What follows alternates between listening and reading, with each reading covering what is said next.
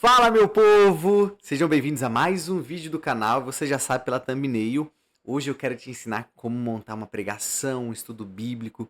Hoje eu vou te passar uma estrutura. Mas antes de tudo, deixa o like aqui, meu filho. Já deixa seu comentário. Por quê? Porque agora de verdade, estamos com o canal ativo mais do que nunca. Uma programação aí de pelo menos 3 vídeos por semana, além dos shorts. Então, valorize meu trabalho aí, meu filho, em nome de Jesus, me ajuda, tá bom? Então esse vídeo é pra você que precisa saber como fazer, sabe? O que falta pra você é um caminho. E no vídeo de hoje eu vou te mostrar esse caminho com uma tela aqui top. E se esse vídeo bater, vamos botar aqui, gente, uma meta. Eu nunca fiz uma meta, né? 500 likes, é pouco, hein? É pouco. 500 likes a gente faz um parte 2. Eu tenho uma surpresa pra você que ficar comigo até o final, mas só pra quem ficar até o final. E se você pular, você não é crente não. Tá bom? Vambora? Vem comigo! Bom, meu povo, é o seguinte, agora eu vou te mostrar, vou te mandar aqui pra tela do meu computador, que eu montei uma estrutura aqui, e além disso eu vou te mostrar na prática um sermão meu de como eu uso essa estrutura que eu vou te ensinar aqui agora, tá?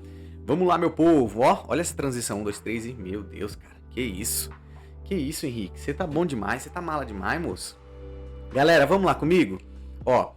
Eu preparei algo pra vocês aqui, uma estrutura bem interessante, tá? Como montar um sermão? A primeira coisa que você precisa entender é que todo sermão ele é como uma boa história, ou seja, ele precisa ter começo, meio e fim. Um sermão, gente, para ele ser efetivo, ele precisa ter uma estrutura, tá? Ele precisa ter uma estrutura. E a história, qualquer filme que você assiste, uma série, tudo tem começo, meio e fim. Ou seja, se você não colocar uma estrutura no seu sermão, as pessoas elas vão sair do seu estudo, do seu sermão, assim, cara, o que aconteceu, sabe? Não sabia nem que ele tinha terminado. Ou seja, você precisa indicar de forma consciente para as pessoas em que parte do seu sermão você está. Logo, se você não tem uma estrutura, você não sabe, você não vai conseguir passar de forma mais efetiva para as pessoas que estão te ouvindo, tá bom? E essa estrutura que eu vou ensinar para vocês é uma estrutura ICAC, tá? Introdução, contextualização, aplicação e conclusão.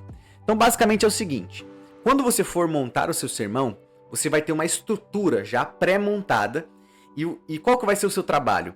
Preencher essas estruturas, entende? Então vai te facilitar demais. E essa estrutura ela é bem convidativa, ela vai ter começo, ela vai ter meio e vai ter fim. Eu vou te explicar nesse vídeo aqui cada uma dessas estruturas e vou te dar um exemplo, tá? Com um sermão meu que eu preguei aqui, eu acho que umas 2 semanas, na comunidade que eu pastoreio aqui, beleza? Então, gente, vamos começar com a introdução. Então, tem que começar, né? Pode ser redundante, mas tem que começar pelo começo, beleza, gente? Então, a introdução, ela tem algumas características. Primeiro, como que você pode começar uma introdução? Com uma história ou com uma ilustração, ok? Uma história ou uma ilustração. Ou seja, quando você começa contando uma história, claro que essa história, essa ilustração precisa fazer sentido com aquilo que você vai falar, tá? Não é história aleatória. Não, tem que fazer sentido. Detalhe, tá? Eu não coloquei aqui, mas eu vou colocar aqui agora, no máximo 5 minutos, ok? De repente, se você é numa igreja nova, se é num pequeno grupo que ninguém te conhece, você se apresenta e você começa contando essa história para que essas pessoas possam prestar atenção em você, ok? Essa ilustração. Ou você pode começar com uma citação de algum autor famoso, de algum historiador, de algum pai da igreja, enfim, algum pregador famoso. Ou você pode também fazer uma pergunta retórica, sabe? Cara, se Deus é bom, por que existe o mal no mundo? Olha essa pergunta. Você já começa indagando e as pessoas cara, ele vai responder essa pergunta? Ou seja, na introdução, você tem 5 minutos para poder chamar a atenção das pessoas para você. Grave isso, meu professor de sermão falava isso, Henrique. Você tem 5 minutos para poder chamar a atenção do seu público para você. Então, gente, na introdução, presta atenção aqui no que eu vou falar. É o momento onde você vai cativar as pessoas, tá? Então, sempre num tom de voz bacana, interessante, sendo você mesmo, beleza? Vamos continuar aqui. Então, essa é a introdução. Eu vou te mostrar na prática isso aqui, tá bom? Sempre tendo uma conexão com a vida cotidiana, isso é bem importante. Depois que você introduzir o tema que você vai falar, eu sempre gosto dessa parte, que é a contextualização. Pastor, o que é a contextualização? Aqui é onde você vai colocar o ouvinte dentro da história que você está pregando. Eu vou te mostrar isso na prática. Basicamente, vamos supor que você escolheu a história do Bartimeu. Ok, Marcos capítulo 10, tem outros textos também, mas o que aconteceu até Jesus chegar naquele momento? Por onde Jesus estava passando? Ou seja, na contextualização, você vai contar a história do texto que você escolheu. Então é nesse momento que você vai pesquisar, olha aqui, ó, questões históricas, geográficas, por exemplo, por que João capítulo 4, quando Jesus se encontra com a mulher samaritana, por que os judeus não se falavam com os samaritanos? Essa é uma questão muito importante para a compreensão do texto. E é nesse momento que você vai contextualizar, ou seja, você vai colocar as pessoas dentro do texto. Entendeu? Não sei se está fazendo sentido. E uma dica que eu sempre falo para vocês, que quando eu ensino, é sempre de forma narrativa. Ou seja, como se você estivesse contando uma história. Gente, isso aqui é poderoso, tá? Eu tô te ensinando esse segredo aqui porque muitas pessoas não têm essa consciência. Existem algumas coisas que eu faço na pregação que vem na hora, mas 90% daquilo que eu faço, eu já estudei sobre aquilo. Então eu tô te dando esse segredo aqui para você entender que a forma narrativa, ela vai ajudar as pessoas a compreenderem e a prestar mais atenção em você, porque é isso que você quer, que as pessoas prestem atenção em você e naquilo que você está falando, tá? Então, ficou claro, gente? Contextualização. Você introduziu o tema na introdução e agora você coloca as pessoas na história. Volte comigo a 2000 anos atrás. Jesus, o texto diz que era necessário ele passar por Samaria. Mas por que por Samaria? Quais eram os outros 3 caminhos? Isso é um dado histórico. Eles tinham pelo menos 3 caminhos. O de Samaria demorava 140 quilômetros, se não me falha a memória. Era o dobro, era 70 pelos outros 2 caminhos. E por Samaria era 140. Então você começa a dar essas informações e a contextualização ela vai dar um peso maior para a pregação, tá? As pessoas, caramba, é isso que está acontecendo. Beleza? Tá claro até aqui? Depois da contextualização, que eu vou ensinar tudo para vocês, vem a aplicação. Gente, essa aqui para mim é a mais importante.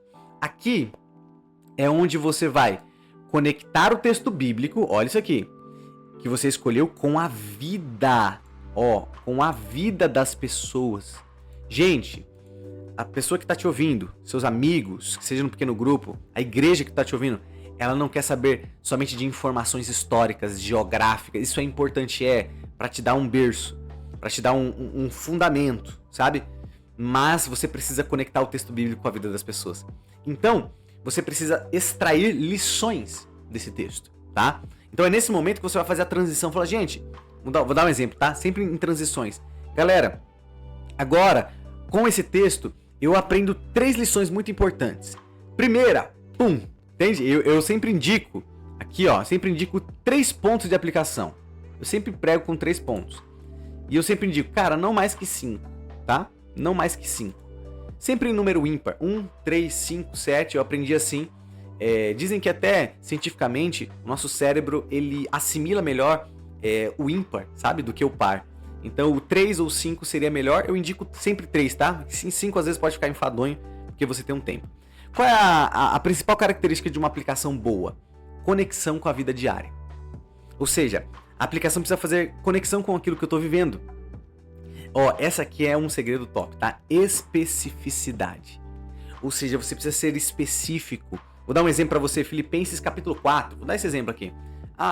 Age em vós o mesmo sentimento que houve em Cristo Jesus, que assumindo a forma de servo. Ou seja, você está pregando esse texto falando sobre o poder de servir. E aí você vai falar assim na aplicação, você tem que servir. Isso é genérico. A aplicação tem que ser específico. Como que você pode servir dentro da sua casa? O seu irmão? Qual foi a última vez que você ajudou alguém a fazer um trabalho específico? Qual foi a última vez que você ajudou a sua esposa? Olha só como foi específico. Dentro das tarefas do lar. De repente, se for para a família que você está pregando. Tá fazendo sentido, gente? Então, qual que é o grande ponto aqui? O grande ponto é que tem que ser específico. Tem que ser específico. Se não for específico, as pessoas elas não vão conseguir assimilar, tá? E tem uma parada que eu também digo pra vocês, é o seguinte. Tem que ter desafios práticos. Desafios, sabe? Tem que ter desafios. Então, faça passos práticos. Então, essa semana, você vai lavar a louça da sua casa, né? Imagina que você tá pregando pra casais ali. Peraí, gente, que a luz tá tremendo aqui. Aí, boa. Imagina que você tá pregando para casais. Então, ó, essa semana, esposa, você vai fazer um agrado. Você vai levar um café na cama pro seu marido. Talvez faz muito tempo que você não faz isso, entende? Então, a gente tá falando sobre coisas práticas. Vamos lá, gente. E por último, a conclusão. O que é a conclusão?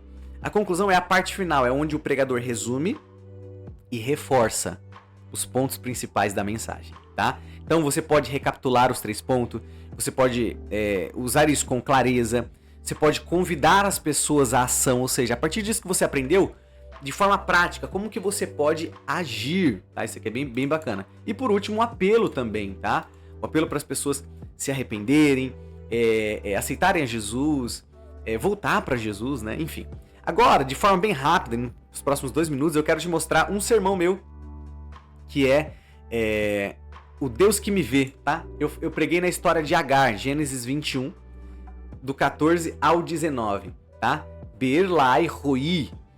Tá cortando aqui um pouquinho, deixa eu ir um pouquinho pro lado, deixa eu ver se dá. Ai, gente, não vou conseguir, mas você vai conseguir entender aqui, ó. Então, olha que interessante, na introdução, ó, olha só a introdução. Eu quero hoje falar sobre Agar, uma das mulheres mais incríveis da Bíblia. Não por seu dinheiro, não por sua história, mas por sua experiência. Olha como eu tô chamando a atenção das pessoas.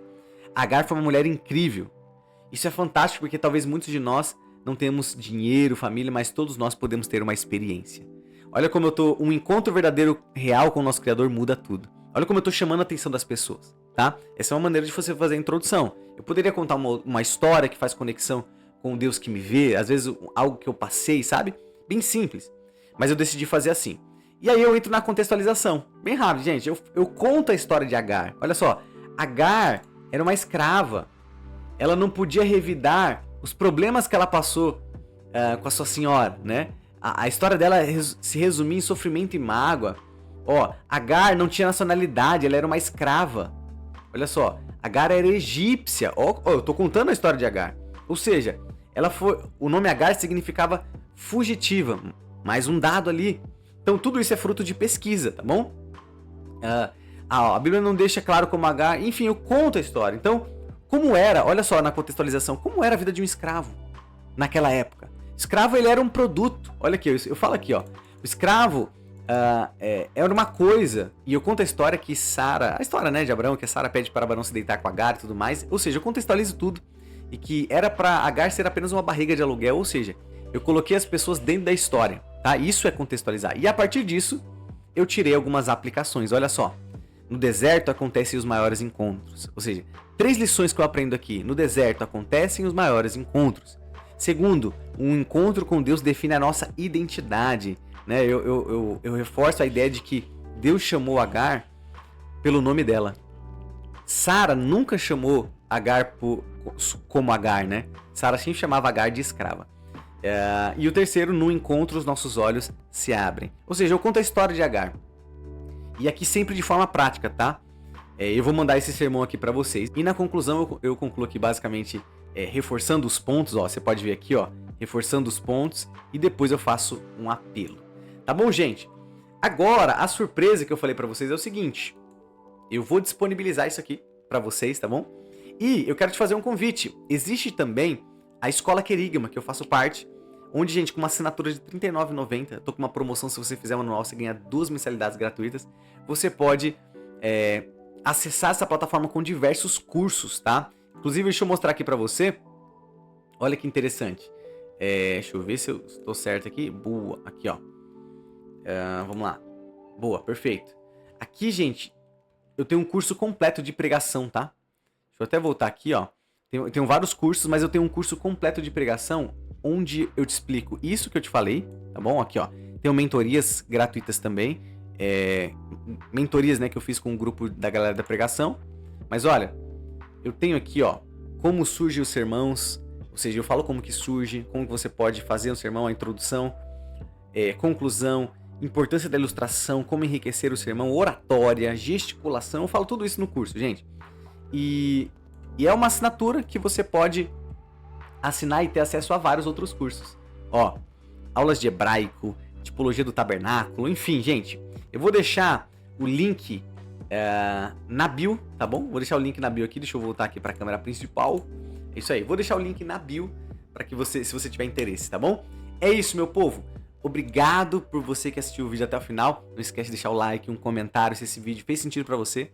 E até a próxima.